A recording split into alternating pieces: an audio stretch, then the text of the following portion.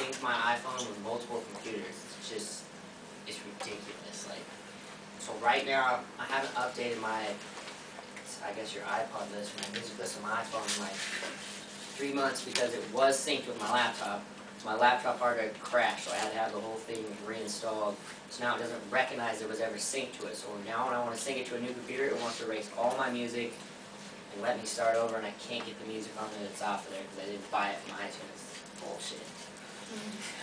It's so frustrating. It like literally makes me want to get a new phone.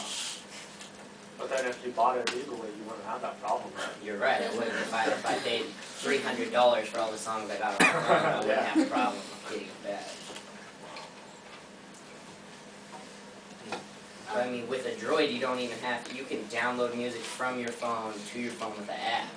Like Apple's got everything all tied up, it's all there. Once you buy an iPhone, everything is there. I feel like, I mean, I personally don't own an iPhone, but I like how it has like so many choices, but additionally, I feel like having too many choices can be overwhelming, like too many apps, too many, I don't know, that's kind of overwhelming for me, but that's just the only thing I probably don't like. But positive or negative, I guess. I like all the apps, which is, you can really customize it to what you want to do. I mean, what you want your phone to be. There's so many categories. Games, you can read books on it, you can watch the news in the morning. You can even watch TV. Like during the World Cup, I got an app where it showed every World Cup match, which was nice because I was working. Yeah.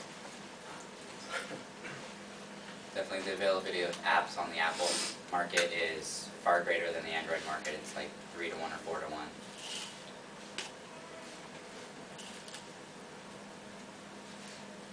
Anyone else? No? Okay. If you do not have an iPhone, would you consider purchasing one, and why? I would, because I have my Mac, so the compatibility and just the versatility of the iPhone as a whole, I feel like it's just a better phone overall than an Android. Yeah, that's the same situation. Right? I plan on getting one once in December. I'm going to get an iPhone because, like I said, I had one in the past, and I really liked it over the other interface. It's just really simple to deal with all the time. Yeah, I'd get one if it was at the right price. I mean, I don't really want to make the change right now because I haven't really had any problems, but I would buy one if it was cheap. I'm actually planning to also get the iPhone just because sometimes there's like little games that only iPhone users like can you play against each other, and like they'll be on Facebook writing like, oh, make a comment about it, and I wish I could play with them, but I can't. I know this sounds silly, but and I feel like it would organize my life, so. I plan on getting an iPhone because I had an iTouch, and there were several apps on there that I used quite often. The iTouch broke, so now I just don't have those apps, and it makes me angry. Anyone else? No. Okay, if you do have the iPhone, describe your pre-purchase and post-purchase experience. Like what you thought about it before you bought it, and then maybe if you liked it more or less after you bought it. Pre-purchase, I was just really excited to get an iPhone because I had a blackjack before that, and basically it just text and solitaire and phone calls. Bubble breaker. Yeah. Yeah. Once I got it, my excitement just increased because it was actually like there in my hand, and it was a really good experience. I'd say before I got my iPhone, I wanted to get it because it had several iPods, and it worked so well. And then just after having the problem with not being able to sync my computer or my phone to multiple computers, I'm like really frustrated with it. Like, I would like to change. I know most of you said that you did want the iPhone, maybe in the future. Is there anyone that thinks that they don't?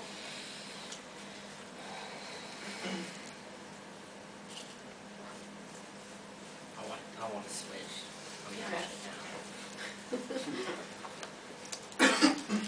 Anything else you guys wanna say in particular about the iPhone? Anything that you like or don't like? Anything about the screen, the apps, this internet, like? Aren't the apps more expensive than the Android system? Yeah, most Android apps are free. Like Angry Birds is free on Android and it costs money on Apple, I think. Yeah. So. Well, that's changing my buying decision right there. What about customization? How do you guys feel about that on the iPhone? Limited, Yeah. very limited. And what about like battery life?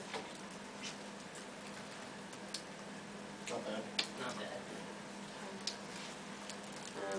Okay, well, let's move on to the Android then. What do you like or not like about the Android? I definitely like the customizable screen, like the home screen. You can do whatever you want. You can put widgets on it. You can put your scores in the background. I like my keyboard, like I said earlier. I like the memory card slot where I can take out memory cards and buy a new one, put all my music on there. Just put that memory card straight on my computer. That's about it, I think. I like my touch button right here where I can scroll. That's nice.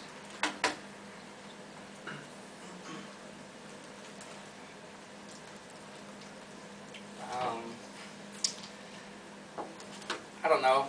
It's a pretty decent phone. I guess one thing that I don't like is this is my second one, same phone, and it's having the same problems that the other one did, just having to do with like its reaction time with the touchscreen, and it doesn't last as long, which I think has to do with the fact that it does have the keyboard, versus like the iPhone, which doesn't, so it's going to have a better touchscreen.